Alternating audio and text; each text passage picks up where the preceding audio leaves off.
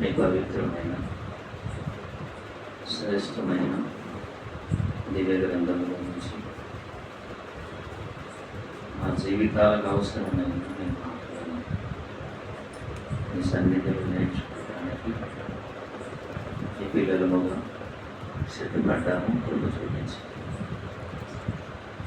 చేరవచ్చిన మీ పిల్లలు సవివరంగా ఈ మాటలలో ఉన్న భావాలను వివరించి తెలియజేయగలుగుతూ ఈ దీనదాసుడికి కావలసిన సంయోచితమైన ఆలోచన జ్ఞానమును అనుగ్రహించుకున్నాం. యోగ్యమైన మంచి మనస్సుతో మీ మాటలను అంగీకరించి వాక్య ప్రకారముగాను వాక్యాన్ని నీకులకు ప్రకటించేవారుగాను మీ బిడ్డలు మీ సన్నిధిలో వర్ధిల్లుతూ కృప చేయండి. యేసుక్రీస్తు వారి శ్రేష్టమైన నామములో ఈ ప్రార్థన సమర్పించి అడిగి వేడుకొనిచున్నాం తండ్రి. క్రీస్తునందు ప్రేమ వల్ల ముందుగా చక్కటి అవకాశాన్ని ఇచ్చిన మనందరికీ జన్మనిచ్చిన తండ్రి అయిన దేవునికి నా నిండు మనస్సుతో హృదయపూర్వకంగా కృతజ్ఞతాస్తుతులు చెల్లిస్తూ ఉన్నాను. అలానే ఈ కాలేజీలో దైవజనులుగా ప్రిన్సిపల్గా దేవుని కార్యక్రమాలు జరిగిస్తూ ఆత్మల భారం కలిగి ఆత్మల సంపాదన కోసం ఆరాటపడుతూ శ్రమిస్తున్నటువంటి దైవజనులు, పెద్దలు, ఆత్మీయులు, గురువులు, గురునాథ్ గారికి, వారి కుటుంబానికి మా కుటుంబం తరపున ప్రత్యేకమైన చెల్లిస్తూ ఉన్నాను. వేదికను అలంకరించిన వైస్ ప్రిన్సిపల్ అయినటువంటి ఆత్మీయుడు, మా ప్రియుడు, తమ్ముడుకు కూడా నా ప్రత్యేకమైన శుభములు సుబ్బారెడ్డి గారికి కూడా చెల్లిస్తూ ఉన్నాను. చేరువచ్చిన మీ అందరికీ క్రీస్తు పేరిట శుభాలు వందనాలు. దేవుడు ఇచ్చిన ఈ చక్కటి సమయంలో దేవుని గురించిన జ్ఞానం నేర్చుకోవడానికి మనమంతా సిద్ధపడి వచ్చాము కనుక ఓపిక చేసుకొని ఆశ కలిగిన ప్రాణాలను దేవుడు తృప్తిపరిచి పంపిస్తాడు. యథావిధిగా మీరందరూ దేవుని వాక్యంపై మనసు పెట్టి శ్రద్ధాసక్తులతో వినాలని దేవుని దాసుడుగా మీ పనివాడుగా నేను నిర్ణయించుకుంటున్నాను. ద్వారా మాదిరి గల అన్యుడి జీవితం సర్వసాధారణంగా మాదిరి అంటే క్రైస్తవుడు ప్రపంచానికి కావాలి. దేవుడు తన అనాది సంకల్పంలోనే కోరుకున్నట్లుగా మనం చూడగలం. ఎందుకు అంటే నేను పరిశుద్ధుడను కనుక మీరు కూడా పరిశుద్ధులుగా కావాలి.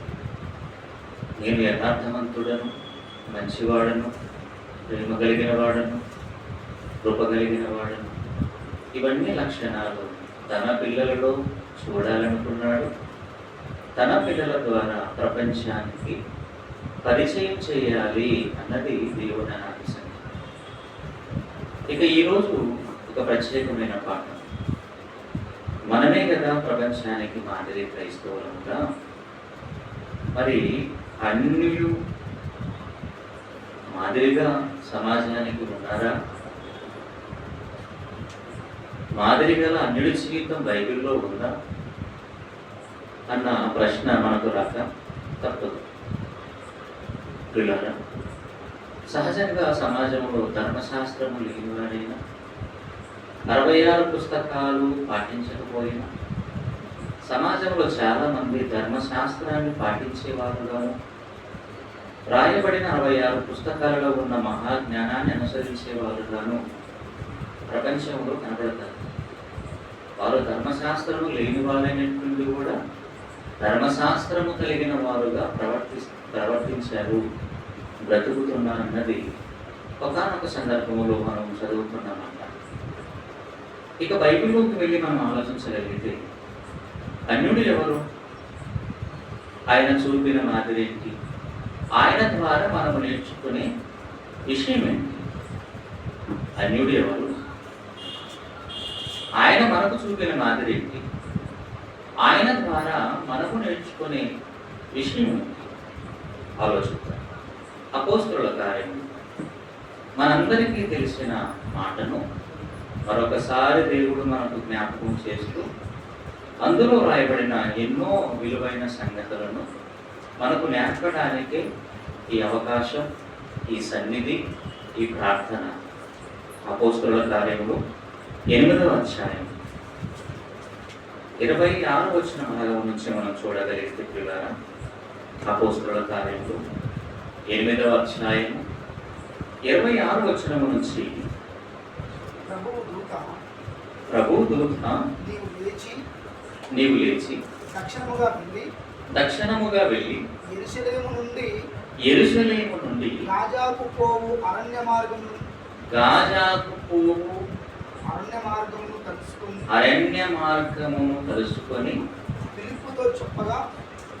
అరణ్య మార్గమున కలుసుకోమని ఫిలిప్పుతో చెప్పగా ఫిలిప్పు లేచి వెళ్ళాను. ఫిలిప్పు సందర్భం ఇది. ఇక్కడ ఫిలిప్పుల గురించి కొన్ని విషయాలు మనం చూడగలిగితే, ఈ ఫిలిప్ ఎవరు, ఏ ప్రాంతానికి చెందినవాడు, ఏం చేసేవాడు అన్న విషయాలు కొన్ని మాటలు మనం చూద్దాం. అపోస్తలుల కార్యములు ఫిలిప్ సందర్భం వచ్చింది కనుక కాస్త ఫిలిప్ గురించి మీకు చెప్పి మరలా ఫిలిప్ గారు ఎవరి దగ్గరికి వెళ్తున్నారు ఆయన గురించి మనం కొన్ని విషయాలు నేర్చుకోవడానికి ప్రయత్నం చేద్దాం. ఓకేనా? అపోస్తలుల కార్యములు 6వ అధ్యాయము 2-5 వచనాలలో ఉన్న ఆ భావాన్ని మనం చూడగలిగితే, అపోస్తలులు వచ్చి ఏమంటున్నారు? దేవుని పని మాని ఈ రొట్టె కార్యక్రమంలో మేము ఉండడం మంచిది కాదు, ఆత్మతోనూ జ్ఞానముతోనూ భక్తితోనూ నిండుకున్న 7 మనుషుల్ని మీరు నియమించాలి అని ఆ సందర్భంలో రాయబడిన మాట. అక్కడ ఆత్మతోనూ జ్ఞానముతోనూ నిండిన 7 మనకు కనపడతారు. ఆ 7లో ఒకడు ఫిలిప్పు. అవునా? ఫిలిప్పు. ఈ ఫిలిప్పు గారు ఏ ప్రాంతానికి చెందినవాడు అంటే, అపోస్తలుల కార్యములు 21వ అధ్యాయము 7-9 వచనాలు చూడగలిగితే, అపోస్తలుల కార్యములు 21వ అధ్యాయము 7-9 వచనాలు. మేము తూరు నుండి చేసిన ప్రయాణం ముగించి తొలమాయికి వచ్చి సహోదరులను కుశలమడిగి వారి యొద్ద ఒక దినం ఉంటుంది. మరునాడు మేము బయలుదేరి కైసరేకు వచ్చి 7గురిలో ఒకడును సువార్తికుడునైన ఫిలిప్పును ఇంట ప్రవేశించి అతని యొద్ద ఉంది. ఫిలిప్పు గారి ప్రాంతము కైసరి ప్రాంతము. ఫిలిప్పు గారు జ్ఞానముతోనూ బలముతోనూ శక్తితోనూ నిండుకున్నవాడు, పరిశుద్ధాత్మ దేవుని వరంగా పొందుకున్నవాడు, సువార్త పరిచర్య చేసేవాడు, సువార్తి కూడా రాయబడింది. ఇతనికి 4 కుమార్తెలు, వారిలో కూడా ప్రవచించేవారు అన్నది ఆ సందర్భంలో రాయబడింది. ఇక ఫిలిప్పు గారు ఏమేం చేశారో 21వ అధ్యాయము అపోస్తలుల కార్యములు 21వ అధ్యాయము అపోస్తలుల కార్యములు 21వ అధ్యాయము 8వ వచనం 8. మరునాడు మేము బయలుదేరి కైసరేకు వచ్చి 7గురిలో ఒకడును సువార్తికుడునైన ఫిలిప్పు ఇంట ప్రవేశించి అతని దగ్గర ఉన్నాం.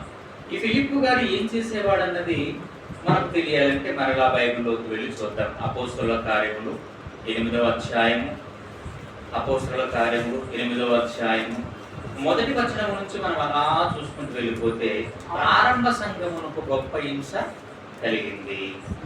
అప్పుడు అపోస్తలుడు తప్ప మిగిలిన వారందరూ సమరయ, యూదయ దేశముల గుండా చెదిరిపోయారు. చెదిరిపోయిన వారు ఏమైనా చేతులు కట్టుకొని కూర్చున్నారా? లేదు. చెదిరిపోయిన వారు సువార్తను వ్యాప్తి చేసే పనిలో ఉన్నారు, సువార్త ప్రకటించే పనిలో ఉన్నారు. ఇక ఆ సందర్భంలో ఫిలిప్పు గారు ఏం చేశారు? ఏడవ వచనం అనేకులను పట్టిన అపవిత్ర ఆత్మలను పెద్ద కేకలు వేసి వారిని వదిలిపోయాను. పక్షవాయువు గలవారును 5వ వచనం అప్పుడు ఫిలిప్పు సమరయ పట్టణము వరకు వెళ్ళి క్రీస్తును వారికి ప్రకటించుచుండెను. 6వ వచనం జనసమూహములు విని ఫిలిప్పు చేసిన సూచక్రియలను చూసినందున అతడు చెప్పిన మాటలందు ఏక మనస్సుతో లక్ష్యముంచగా అనేకులను పట్టిన అపవిత్రాత్మలు పెద్ద కేకలు వేసి వారిని వదిలిపోయాను.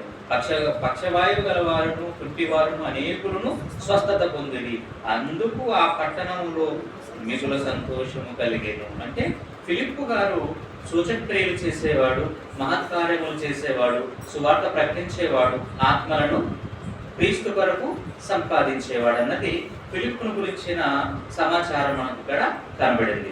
ఇక్కడ మరలా మనం నెక్స్ట్ అపోస్తలుల కార్యములు 8వ అధ్యాయము 28వ వచనం చూద్దాం. అపోస్తలుల కార్యములు 8వ అధ్యాయము 27, 28. అప్పుడు ఐథియోపియుల రాణి అయిన కందాకే క్రిందనున్న మంత్రి అయిన ఆమె యొక్క ధనాగారమంతటి మీదను ఉన్న ఐథియోపియుడైన నపుంసకుడు ఆరాధించుటకు యెరూషలేమునకు వచ్చి ఉండెను. చూడండి, ఐథియోపియా ఆఫ్రికా ఖండములో ఉన్న ఒక దేశం. ప్రస్తుతం ఇప్పుడు 7 ఖండాలు ఉన్నాయి. ఆ 7 ఖండాల్లో ఆఫ్రికా ఖండం ఒకటి. మరి అప్పుడు ఈ పత్రికను రాసేటప్పటికి ఆఫ్రికా ఖండముగా లేదు, ఆఫ్రికా ఒక దేశంగా ఉంది. అప్పటికి ఆసియా ఖండంగా లేదు, ఆసియా దేశంగా ఉండడానికి మరొక మాట మనం అపోస్తలుల కార్యములు చూద్దాం. అప్పటికి దేశంగా ఉన్నాయా ఖండాలుగా ఉన్నాయా అనేది మనం చూడగలిగితే అపోస్తలుల కార్యములు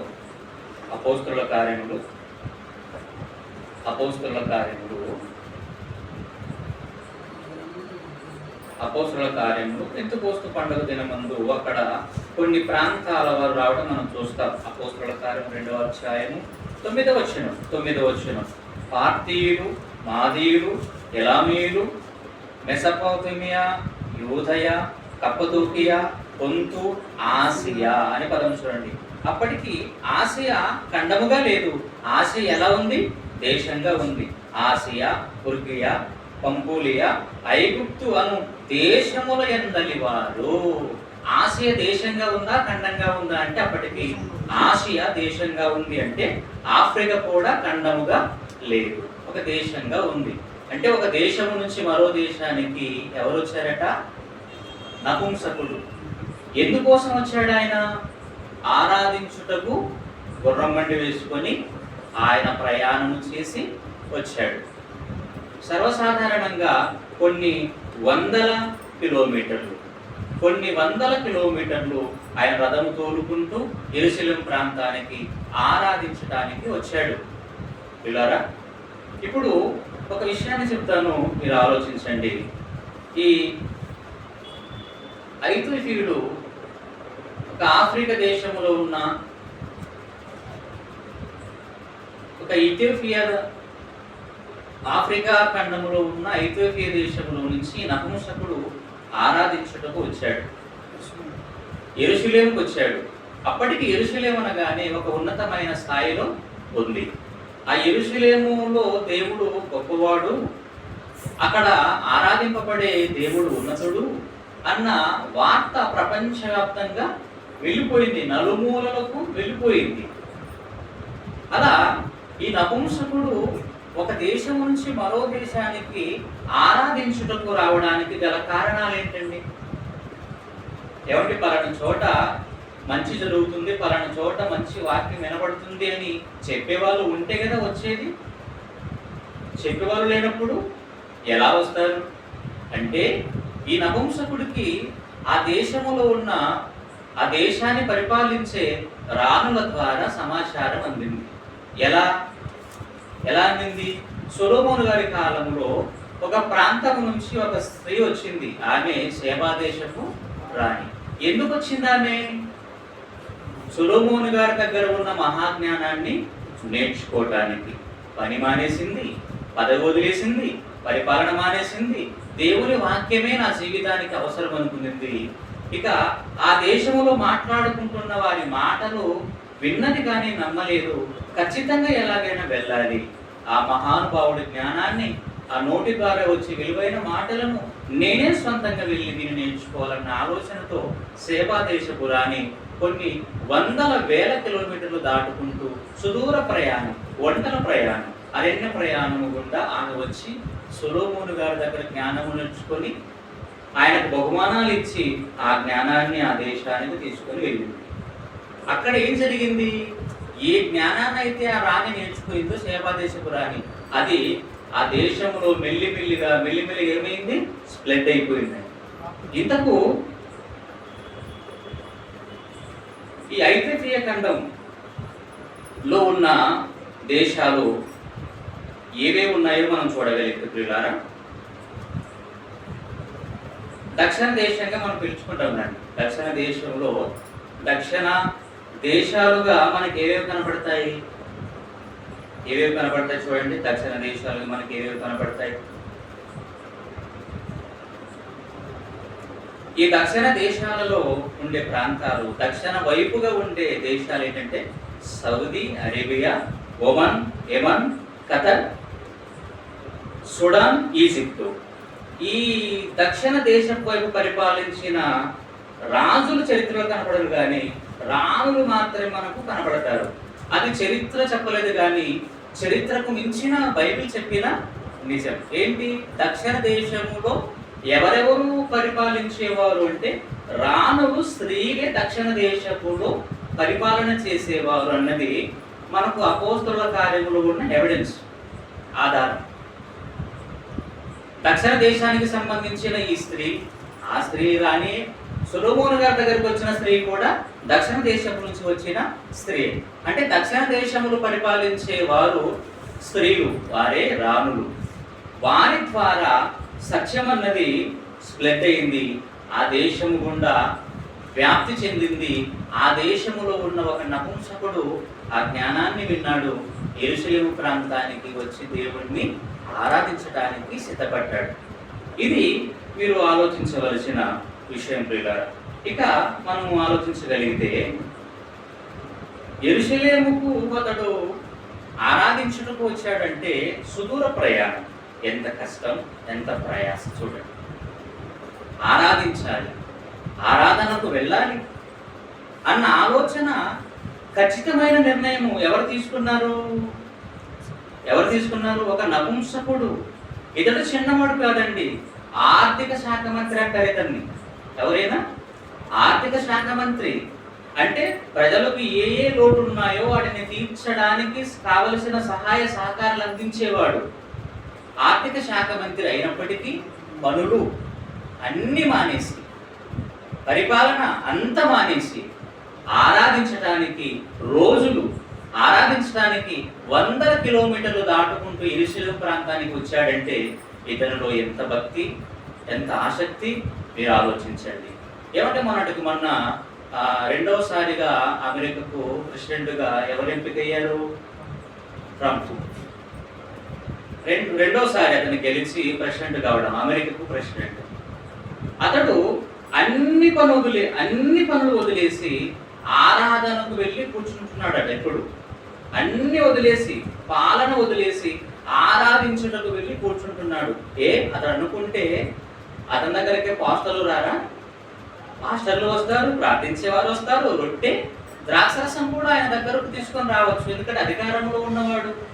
అతడు ఏది చెప్తే శాసనం. కానీ వెళ్ళడం నా ధర్మం, ఆరాధన వెళ్ళడం నా ధర్మం. ఎందుకంటే నా ద్వారా ఆరాధింపబడేవాడు యేసు, నాకంటే ఉన్నతమైన వాడు క్రీస్తు అని సాక్ష్యం ఇచ్చాడు. మొన్న స్టేట్మెంట్ ఇచ్చాడట అతను. ఏమని? ఈ అమెరికాకు బాస్ నేను కాదండి, ఈ అమెరికాకు బాస్ జీసస్. కుండ బద్దలు కొట్టినట్టు చెప్పాడండి. అమెరికా క్షేమంగా ఉండాలంటే అది జీసస్ వలనే సాధ్యం అవుతుంది, నా వలన అస్సలు సాధ్యపడదు. అంటే తన దేవుణ్ణి గొప్పగా మాట్లాడిన వాడుగా ఈరోజు ట్రంప్ను మనము చూస్తూ ఉన్నాం. వీళ్ళారా, ఇతను కూడా అధికారములో ఉన్న అన్ని వదిలేసి ఆరాధించుటకు పని కట్టుకొని వచ్చాడంటే అతనిలో ఉన్న ఆసక్తిని మీరు చూడండి. మరి ఈరోజు ఆరాధనకు మనం అన్ని వదిలేసి వస్తున్నామా? ఒకసారి ఆలోచించండి. ఆ మాటను బట్టి ఆరాధించుటకు మనం అన్ని వదిలేసుకుంటున్నామా? ఉద్యోగము, పని, ఇంటి పని, ఏమండి, వ్యాపారాలు, ఇవన్నీ వదిలేస్తున్నామా? వదిలేయటం లేదు. ఆరాధనైనా మానుకుంటామే కానీ పని మాత్రం మనము మానుకోము. ఆరాధనైనా మానుకుంటామేమో కానీ వ్యాపారాన్ని మనము మానుకోలేము. ఆరాధనైనా మానుకుంటామేమో కానీ వచ్చే లాభాన్ని మనము పోగొట్టుకోలేము. ఏమండి, ఈ రోజు వెళ్ళకపోతే 10,000 నష్టం అండి, ఈ రోజు వెళ్ళకపోతే 1,00,000 రూపాయలు నష్టం అండి. అయితే వెళ్ళకపోతే నష్టం అని నువ్వు అంటున్నావు, మరి ఇక్కడికి రాకపోతే లాభం ఉందా? ఇక్కడికి రాకపోతే అది అసలు కష్టం ఉంది, ఇక్కడికి రాకపోతే అసలు సమస్య ఉంది. అక్కడికి వెళ్ళకపోతే నష్టం అని అంటున్నావే, మరి ఇక్కడికి రాకపోతే నీకు లాభం ఉందని ఎలా అనుకుంటున్నావు? ఇక్కడికి రాకపోతే చాలా నీకు శ్రమ, చాలా కష్టం ఉంది. పిల్లారా, ఒకసారి ఆలోచించండి. ఆయన ఎంత ఆసక్తితో వెళ్ళిపోయాడు చూడండి. ఆరాధించడం నేను వెళ్ళాలి, అన్ని వదిలేశాడు. మీరు కూడా ఒక పని చేయండి, అన్ని వదిలిపెట్టండి. దేవుని సన్నిధి కంటే, దేవుని మాట కంటే ఎక్కువైంది ప్రపంచంలో ఏది లేదు. మనకు దేవుని సన్నిధి కావాలి. ప్రభువు దేహానికి సాదృశ్యంగా ఉండే రొట్టె, ఆయన చిందించిన రక్తానికి సాదృశ్యంగా ఉండే ద్రాక్ష రసం మనకు కావాలి. ఆయన వాక్యం మనకు ముఖ్యం. మీరు ఆలోచించండి. ఇక కాస్త ముందుకు వెళ్ళి మనం ఆలోచించగలిగితే ప్రియులారా, కాస్త ముందుకు వెళ్ళి ఆలోచించగలిగితే అదే అపోస్తలుల కార్యములు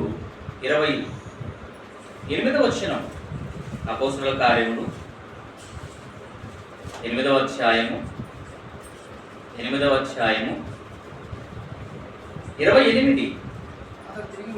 అతడు తిరిగి వెళ్ళుచు తన రథము మీద కూర్చుండి ప్రవక్త యెషయా గ్రంథము చదువుచుండెను. అతడు తిరిగి వెళ్ళుచు రథము మీద కూర్చుండి దేని చదువుతున్నాడట? యెషయా గ్రంథాన్ని చదువుతున్నాడు. నాకు డౌట్ అండి, ఎక్కడో ఐథియోపియా దేశములో ఉన్న ఇతనుకు యెరూషలేములో ఉండే యెషయా గ్రంథం ఎలా దొరికింది? ఏమండి, ఇప్పుడు యెషయా గ్రంథం అంటే ధర్మశాస్త్రము, అందులో దేవుని మాటలు ఉన్నాయి. ఆ పుస్తకాన్ని ఇతను ఎలా సాధించాడు? ఎలా సాధ్యమైంది? యెషయా గ్రంథము చదువుతున్నాడట కూర్చొని రథం మీద. ఎలా సాధ్యమైంది? ఎలా సాధించాడో ఆయన, నాకు దేవుని గ్రంథం కావాలి అని. కొన్నిసార్లు అండి సువార్త ప్రకటనకు వెళ్ళినప్పుడు అన్యజనులు కొన్ని మాటలు చెప్తారండి. ఏంటంటే, అయ్యా మా దగ్గర కూడా క్రొత్త నిబంధన పుస్తకం ఉంది, మేము కూడా దానిని చదువుతున్నామన్న వార్త ఈ చెవిన పడిందండి. ఒక వ్యక్తి నాతో మాట్లాడుతున్నాడు, ఏమని? ఇదిగో మీరు ప్రకటిస్తున్న క్రీస్తును గూర్చిన క్రొత్త నిబంధన నా దగ్గర ఉంది, నేను దాన్ని చదువుతున్నాను అన్నాడండి. నేను అనుకున్నాను, మరి ఇతను అన్నుడు కదా, ఈ క్రొత్త నిబంధన గ్రంథం ఎలా సాధ్యమైంది ఇతని దగ్గరకు వెళ్ళడానికి? అంటే అది కావాలని, దాన్ని చదవాలని ఆయన కోరుకున్నాడు, దాన్ని ఇష్టపడ్డాడు కనుకొని ఆ క్రొత్త నిబంధన గ్రంథం అతని సొంతమైంది. అవునా కదా? మరి ఇతను కూడా ఏం చేశాడు? క్రొత్త నిబంధన లేదు, పాత నిబంధనలో ఉన్న యెషయా ప్రవక్తలలో పెద్ద ప్రవక్త అయిన యెషయా గ్రంథాన్ని తన చేత చిక్కించుకున్నాడంటే, చేత పట్టుకున్నాడంటే ఎంత గొప్పవాడండి ఇతను. తీసుకోవడమే కాదండి, చదవటం ప్రారంభించాడు. చదువుతున్నాడు, చదువుతూనే ఉన్నాడు. పిల్లరా, చరిత్రలో ఒక స్త్రీమూర్తి గురించి మీకు చెప్పాలండి. ఎవరామె? మిషనరీ, ఉన్నతంగా సేవ చేసిన ఒక తల్లి. ఎవరు? Mary Jones. ఈమె గురించి మీకు దాదాపుగా తెలిసి ఉంటుంది. మేరీ జోన్స్ ఈమె చాలా చిన్నదండి. తల్లిదండ్రులు చాలా భక్తి భావాలతో పెరిగిన వారు. యూరోప్లో ఈ తల్లి జన్మించిందండి. యూరోప్లో జన్మించింది ఈ తల్లి. చాలా పేద కుటుంబం. అయినప్పటికీ దేవునిలో చాలా భయము భక్తి కలిగిన వారు. కానీ ఆ తల్లికి చదువు లేదండి. ఎవరికి? Mary Jones. చదువు లేదు, కానీ చదవాలి అన్న ఆశ ఉంది. ఎందుకు చదవాలనుకుంటుంది తల్లి అంటే, నేను బైబిల్ చదవాలి. ఎవరికుంది? మేరీ జోన్స్ లో పుట్టిన ఆలోచన, నేను బైబిల్ చదవాలి, నేను బైబిల్ చదవాలి అంటే, మరి బైబిల్ చదవాలంటే ఏం రావాలి ముందు? అక్షర జ్ఞానం. అక్షర జ్ఞానాన్ని సంపాదించాలంటే ఏముండాలి? విద్యాలయం, విద్యాభ్యాసము చెయ్యాలి వెళ్ళి. లేదు, వాడి లేదండి ఆ తల్లి చదువుకోవడానికి. దేవుడు ఒక పక్క చూశాడండి. నిజమండి, నీ ఆసక్తి ఎంత ఉందో, నువ్వు ఎంత ఆసక్తిపరుడో, నువ్వు ఎంత ఆసక్తిపరురాలో, ఆయన సన్నిధిలో నువ్వు ఎలా ఉన్నావో, ఆయన ప్రతిరోజు ఆకాశమందు సింహాసనం నందు ఆసీనుడై ఉన్న తండ్రి ప్రతిరోజు చూస్తాడట ఆయన.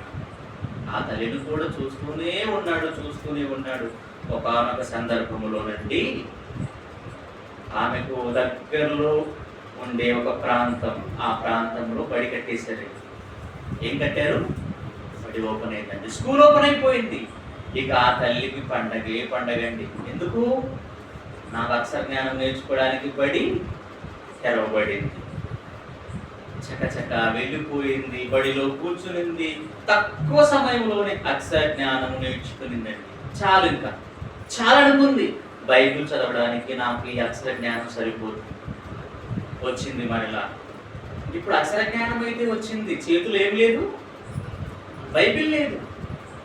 మరి బైబిల్ రావాలంటే ఊరికనే వస్తుందా? డబ్బులు పెట్టుకోనాలి.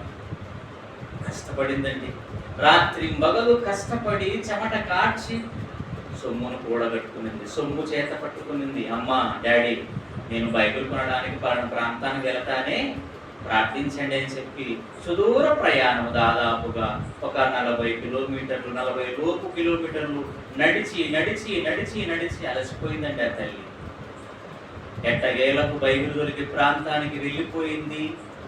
అక్కడ ఉన్న ఒక దైవజనుని అడిగింది, అయ్యా నాకు ఒక బైబిల్ కావాలండి, దానికోసం డబ్బు తెచ్చానయ్యా, నాకు బైబిల్ ఇవ్వండి అనగానే ఆయన అంటున్నాడు, అమ్మా, బైబిల్ అయితే 2 ఉన్నాయి, కానీ 2 బైబిల్ అమ్ముడిపోయాయి తల్లి, అమ్ముడిపోయాయమ్మా. నీకు 3వ బైబిల్ ఇవ్వడానికి నా దగ్గర లేదు, ఉన్న 2 బైబిల్ అమ్ముడిపోయాయి తల్లి. ఈ మాట ఎప్పుడైతే చెవున పడిందో కుప్పకూలిపోయి రొమ్ము కొట్టుకొనుచు ఏడుస్తూ కుప్పకూలిపోయిందండి ఆ తల్లి. నాకు బైబిల్ కావాలంటే బైబిల్ కావాలి, ఏడ్చి గోల పెడుతూ ఉంటే ఆ దైవజనుడు తట్టుకోలేక, అమ్మ, ఆ ఆర్డర్ ఏవైతే చేశారో వారికి మరలా సమాచారం అందించి ఒక బైబిల్ నీకు వచ్చేటట్టు చేస్తానని చెప్పి వారికి సమాచారం పంపించాడు. అయ్యా, ఎవరో కానీ తల్లి బైబిల్ కోసం ఏడుస్తూ ఉంది, ఏం చేయమంటారనగానే వాళ్ళు చెప్పారు, ఆ తల్లి ఎవరో కానీ, ఆ బిడ్డ ఎవరో కానీ మాకు ఇచ్చే బైబిల్ ఆ తల్లికి ఇవ్వండి అని చెప్పారండి. డబ్బులు అలానే చేతులు పెట్టింది, అలానే బైబిల్ని తీసుకుంది. సరిపోతుందా తన జీవితానికి ఇది? మేరీ జోన్స్ ఆ తల్లి జీవితానికి సరిపోతుందా ఇది? సరిపోతుందండి. నేను నా జీవితంలో సంపాదించవలసిన దానినే సంపాదించుకున్నాను. నా జీవితాన్ని బాగు చేసేది, నేను యథార్థమైన త్రోవలో నడిచే విధంగా నన్ను మార్చేది, దివ్య లోకానికి నేను వారసురాలుగా చేసేది ఏకైక దివ్య గ్రంథం బైబిల్ నాకు దొరకడం నా జన్మ ధన్యమైంది అనుకుంటూ గెంతులు వేసుకుంటూ ఆనందంగా సంతోషంగా ఇంటికి తిరిగి వెళ్ళిపోయిందండి. అప్పుడు ఓపెన్ అయిందండి బైబిల్ సొసైటీ. ఎప్పుడు ఓపెన్ అయింది? మేరీ జోన్స్ ద్వారా బైబిల్ సొసైటీ ఏర్పాటు చేశారు. ఎందుకంటే బైబిల్ పొదువు అన్నది ఎవరికి ఉండకూడదు, బైబిల్ ముద్రించాలి, బైబిల్ ముద్రించి పంచాలి, అందరూ బైబిల్ చదవాలి అంటే ఒక మంచి కార్యానికి నాంది పలికింది ఎవరు? Mary Jones. బైబిల్ దక్కిందండి ఆ తల్లికి. ఇక్కడ నపుంసకుడు కూడా తన చేతులు యెషయా గ్రంథాన్ని సంపాదించాడంటే ఎంత ఆనందంగా ఉన్నాడండి. కానీ చదువుతున్నాడు, విషయాలు అతనికి అర్థం కావటం లేదు. ఎవరితను? ఆర్థిక శాఖ మంత్రి. బైబిల్ ఎలా పడితే ఎలా చదివితే ఎలా ఉంటే అర్థం కాదండి. అందుకే ఫిలిప్పు గారు రాగానే అడుగుతున్నాడు, అయ్యా నేను చదువుకున్నది నాకు తెలియటం లేదు. నిజమండి, బైబిల్ నేర్పించేవారు ఎవరో తెలుసా? బైబిల్ కలిగిన దైవజ్ఞానులండి. ప్రపంచంలో ఉన్న ఎంత మహా మేధావి అయినా, స్కాలర్స్ అయినా, శాస్త్రవేత్త అయినా, విద్యావేత్త అయినా బైబిల్ దగ్గర కూర్చొని పాఠాలు నేర్చుకోవాలి. మన ఆత్మీయ తండ్రి గారు ఎప్పుడు ఒక మాట అంటాడండి, ఎంత లేచిన వాడైనా ప్రపంచంలో బైబిల్ ఓపెన్ యూనివర్సిటీ, ఇండియా ఇంటర్నేషనల్లోకి వచ్చి కూర్చొని పాఠాలు నేర్చుకొని వాడి దేశానికి వాడు వెళ్ళాలి. అంత జ్ఞానం ఉంది ఇక్కడ, అంత సబ్జెక్ట్ ఉంది ఇక్కడ అంటుంటాడు ఆయన. నిజమండి, ఈయన ఆర్థిక శాఖ మంత్రి అయినా ఇతనికి బైబిల్ అర్థం కావటం లేదు. ఫిలిప్పు గారే వచ్చి సవివరంగా వివరించి చెప్పేంత వరకు ఆయనకు చదవబడుతున్న వాక్య భావం ఏంటో తెలియదండి. తెలియదు ప్రియులారా. అంటే ఈ నపుంసకుడి ద్వారా మనం నేర్చుకొని పోయే పాఠం ఏంటంటే, ఆరాధించుటకు ఆయన ఆసక్తి కలిగి వెళ్ళిన విధానం మీరు చూడాలి. మరి ఈరోజు ఆరాధనకు రండి, భోజనం సిద్ధంగా ఉందంటే ఏం చెప్తారంట మనుషులు? బైబిల్లో రాయబడింది ఏం చెప్తారట? అయ్యా నేను పొలం కొన్నాను, దానిని పరీక్షించి వెళుతున్నాను. ఇంకొకటి అంటాడంట, అయ్యా నేను 2 జతల ఎడ్లను కొన్నాను, వాటిని చూడ వెళుతున్నాను. ఇంకొకటి అంటాడట, అయ్యా నేను క్రొత్తగా పెళ్లి చేసుకున్నాను కనుక నేను రాలేను అని అందరూ ఏకముగా నెపములు చెప్పసాగిరి అనేది ఎక్కడ ఉందండి బైబిల్లో? లూకా రాసిన సువార్తలో మనం ఎన్నోసార్లు చదువుకున్నాం. 14వ అధ్యాయము, లూకా రాసిన సువార్త 14వ అధ్యాయము 17-20 వచనముల నుంచి అండి. అంటే నెపములు చెప్తున్నాం చూడండి. అమ్మా ఈరోజు ఆదివారం ఆరాధనకు నువ్వు రావాలి అంటే, చెల్లి కాస్త పని ఉంది, వంట చేయలేదు, బట్టలు ఉతకాలి, లేదంటే డ్యూటీకి టైం అవుతుంది, హాఫ్ డే ఈరోజు త్వరగా చేసి వస్తే కంప్లీట్ అయిపోతుంది, జీతాలు పడతాయని ఎన్ని రకరకాలంటే నెపములు చెప్పటం. అంటే దేవుని సన్నిధి కంటే నీ పని ముఖ్యమా? దేవుని సన్నిధి కంటే నీ భోజనం ముఖ్యమా? దేవుని సన్నిధి కంటే నీ బట్టలు ముఖ్యమా? ఏది ముఖ్యం? నిజంగా వాక్యం అర్థమైన క్రైస్తవుడైతే, వాక్యం అర్థమైన క్రైస్తవురాలవైతే దేవుడి సన్నిధికి వచ్చి ముందుగానే కూర్చోవాలి. ముందుగానే గడప కమ్ముల ఎత్త కాచుకొని కూర్చోవాలి. ఎప్పుడు దైవజనుడు వస్తాడా, ఎప్పుడు తాళం తీస్తాడా, ఎప్పుడు లోపలికి వెళ్ళాలా, ఎప్పుడు నేను వాక్యం నేర్చుకోవాలన్న ఆశ, ఆసక్తి ఏమండి సంఘములో ఉన్న మనందరిలో ఉండాలండి. నిజం ప్రియులారా, నెపములు చెప్పొద్దండి దయచేసి.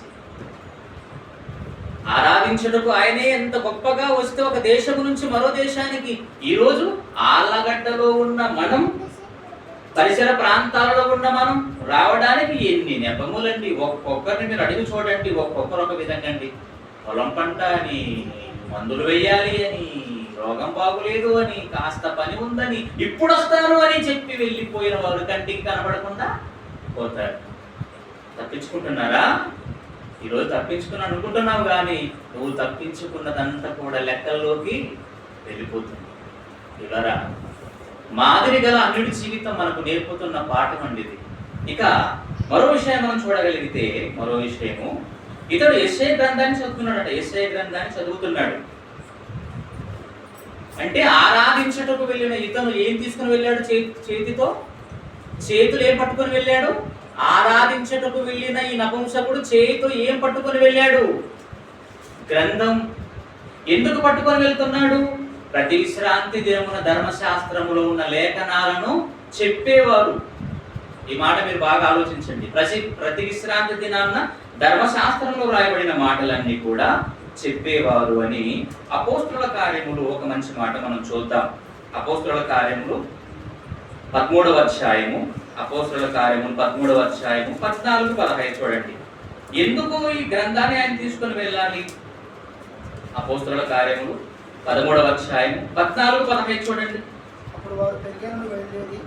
అప్పుడు వారు పెర్గా నుండి బయలుదేరి పిసిదియలోనున్న అంతియొక్కకు వచ్చి విశ్రాంతి దినమందు సమాజ మందిరములోనికి వెళ్ళి కూర్చుండిరి. ధర్మశాస్త్రమును ప్రవక్తల లేఖనములను చదివిన తరువాత ప్రతి విశ్రాంతి దినమున ఏం చేసేవారంట వాళ్ళు? ధర్మశాస్త్రమును ప్రవక్తల లేఖనాలు చదివేవారు గనుక, ఆరాధన సమయంలో బైబిల్ చదువుతారు గనుక, ఆరాధన సమయంలో పాత నిబంధనలో ఉన్న దేవుని మాటలు చెబుతారు గనుక, నేను ఒట్టి చేతులతో వెళ్ళడం బాగుండదని ఈయన కూడా యెషయా గ్రంథాన్ని చేత పట్టుకొని వెళ్ళి వారు చెప్పే మాటలు వింటూ చూస్తూ నేర్చుకుంటున్నాడండి. ఒక క్రమం, ఒక నియమం. వాక్యానికి ఏముంది? క్రమం. ఒక క్రమంగా వ్రాయబడింది బైబిల్. క్రమంగా బ్రతకమని చెప్తుంది బైబిల్. ఎంత పద్ధతి అండి! ఎంత చక్కగా ఉన్నాడు ఆయన. ఈరోజు ప్రార్థనకు వచ్చినప్పుడు మీరు చూడండి, చేతుల్లో బైబిల్ ఉండదండి. ఏమున్నాయి ఇప్పుడు? మొబైల్స్. ప్రతి ఒక్కరి చేతిలో మొబైల్. ఏమండి, మొబైల్ నిన్నగాక మన పుట్టింది, అంతేనా? దాని మీద ఇష్టం ఉన్నంతగా బైబిల్ మీద ఈరోజు మనిషికి ఇష్టం లేదండి. ఇష్టం చచ్చిపోయింది. బైబిల్ పట్టుకోవడానికి సిగ్గుపడుతున్నారు. ఎందుకండి ఈరోజు అర్థం కావటం లేదు. ఎవడైనా క్రైస్తవుడు అయినందుకు సిగ్గు అడగడు. సిగ్గెందుకండి? సిగ్గెందుకయ్యా? బైబిల్ పట్టుకోవడానికి సిగ్గెందుకు? బైబిల్ చదవడానికి సిగ్గెందుకు? బైబిల్ నేర్చుకోవడానికి సిగ్గెందుకు? సిగ్గుపడకూడదండి. ప్రతి ఆదివారం ఇక్కడ రొట్టె ద్రాక్షరసం ఇస్తారు దైవజనులు.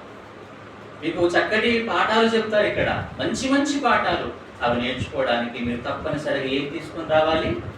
బైబిల్ లేకుండా ఎవరైతే వచ్చారో నిజంగా వారు లెక్క చెప్పాలి దేవునికి. బైబిల్ దివ్య గ్రంథం, ప్రతి మనిషి చేతిలో ఉండాలి. ప్రతి మనిషి తప్పకుండా ఆరాధనకు బైబిల్ తీసుకొని రావాలి. అంత మాత్రమే కాదు, దానిని చదవాలి. చదువుతున్నాడు ఇతను. కానీ ఈరోజు సమాజం బైబిల్ చదువుతుందా? బైబిల్ చదవదండి. లోకాన్ని చదువుతుంది. లోకాన్ని చదువుతారు బాగా. వ్యాపారాన్ని చదువుతారు, ఉద్యోగాన్ని చదువుతారు, తర్వాత ఇంకా ఎన్నిటినో చదువుతారు. కానీ బైబిల్ని మాత్రం చదివేవారు మనకు సమాజంలో కనుమరుగైపోతున్నారు. సుమండి, కనుమరుగైపోతున్నారు. బైబిల్ చదివేవారు కనుమరుగైపోతున్నారు. ఈ తరములో మన తండ్రి గారు చెప్పడం వలన మనం చదువుతున్నాం. కానీ రాను రాను మనం కూడా బైబిల్ పట్ల ఆసక్తి చంపుకుంటున్నాం. చచ్చిపోతుంది. గత కాలంలో బైబిల్ అంటే ఇష్టపడే వారు మనమే ఈరోజు బైబిల్ని సరిగా చదవలేకపోతున్నాం. అంటే ఏమండి, మనం కూడా తలదించుకుందామా? తలదించుకునే పని చేద్దామా? లేదండి. బైబిల్ చదవాలన్న ఆసక్తి ఖచ్చితంగా ఉండాలి. నువ్వు ఎక్కడున్నా, నువ్వు ఉద్యోగం చేస్తున్నా, నువ్వు వ్యాపారంలో ఉన్నా, నువ్వు మరొక పని మీద ఉన్నా, బైబిల్ నీతోనే ఉండాలి. బైబిల్ మనతోనే ఉండాలండి. పర్సు మనతో ఉంటుంది, వాచ్ మనతో ఉంటుంది, కళ్ళజోడు మనతో ఉంటుంది, అన్ని మనతో ఉంటాయి. మనతో ఉండదు ఏది? బైబిల్. ఎందుకు తీసుకుని పోవట్లేదు బైబిల్? మనం అవసరం లేదా? అవసరం లేదండి. అవసరం లేదనుకొని ధర్మశాస్త్ర కాలంలో ఇశ్రాయేలీయులు ప్రార్థన మందిరము, ఏంట్రా ప్రార్థన మందిరం అంతా తుప్పుకొట్టిపోయింది, డ్యామేజ్ అయిపోయింది, బాగు చేయమని ఎఫ్ఏ గారు బాధ్యతలు అప్పగిస్తే ధర్మశాస్త్ర గ్రంథం దొరికిందంట వాళ్ళకి. అంటే ధర్మశాస్త్రాన్ని పట్టించుకున్నారా వాళ్ళు? మూలకు వదిలేశారా? మూలకు వదిలేశారండి, పట్టించుకోలేదు. ఈరోజు కూడా అంతే సమాజం, క్రైస్తవ్యం. బైబిల్పై అవగాహన, బైబిల్పై ఆసక్తి లేదండి. ఎక్కడ పడేసిన బైబిల్ అక్కడే ఉంటుంది. చాలా ఇళ్ళలోకి వెళ్ళి చూస్తాను కదా నేను, బైబిల్ ఎక్కడ, బైబిల్ అక్కడేనండి, తుప్పుపట్టిపోయి ఉంటాయి. అంటే వీళ్ళు చదవడం లేదా? ఓపెన్ చేయట్లేదు బైబిల్? లేదండి. రాజుల గ్రంథం ముగించుకున్నాను. రాజుల రెండో గ్రంథం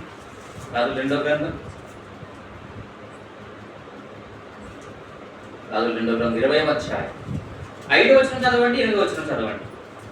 మీకోసమేనండి సుదూర ప్రయాణం చేసి వచ్చాను. మీకోసం ఈ మాటలు చెప్పడానికేనండి దేవుడు తీసుకొని వచ్చాడు. ఆయన కృప, ఆయన దయ, ఆయన కనికరం. కాస్త ఓపిక తీసుకునండి. 2 రాజుల గ్రంథం 20వ అధ్యాయం 5వ వచనం తర్వాత 8వ వచనం చదవండి. నీవు తిరిగి నా ప్రజలకు అధిపతి అయిన హిజ్కియా వద్దకు పోయి అతనితో ఇట్లను. ఎన్ని చదువుతున్నారంటే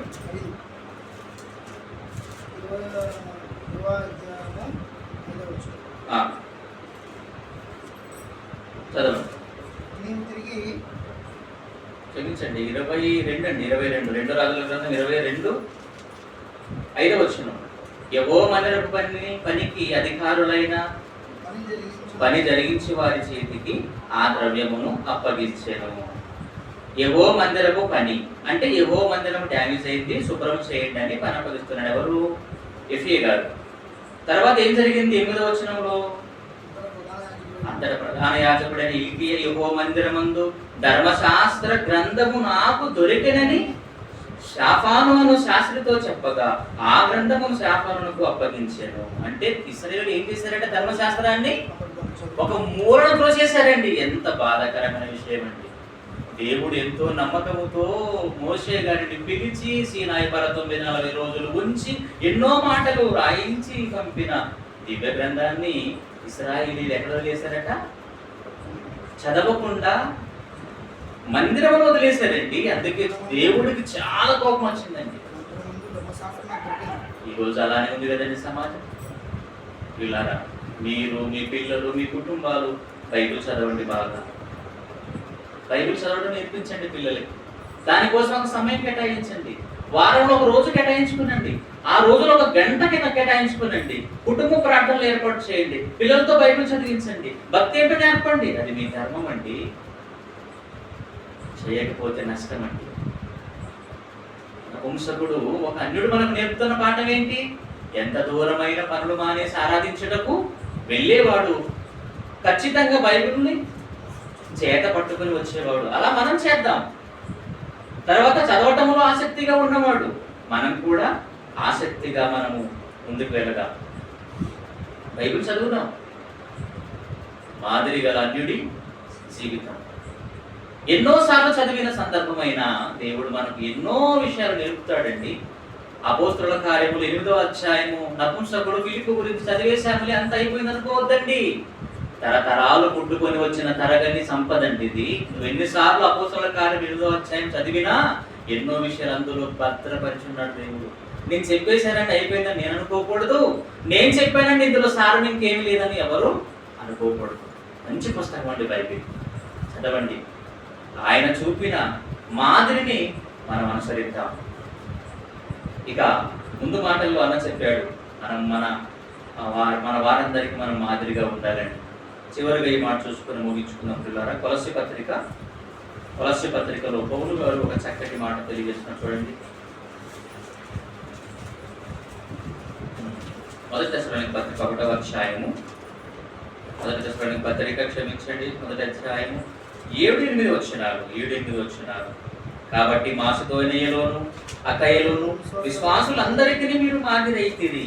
ఎందుకనగా మీ వద్ద నుండి ప్రభు వాక్యం మాసిదోనియలు అకయలోను మ్రోగెను. అక్కడ మాత్రమే కాక ప్రతి స్థలమందును దేవుని ఎడల ఉన్న మీ విశ్వాసము వెల్లడాయను కనుక మేమేమీ చెప్పవలసిన ఆవశ్యకము లేదు. ఎంత మంచి మాట అండి. ఈ మాట చదివినప్పుడు చాలా సంతోషం అనిపించిందండి. ఏంటి? దశలోనికలో ఉన్న క్రీస్తు సంఘం మాదిరిగా ఉందా?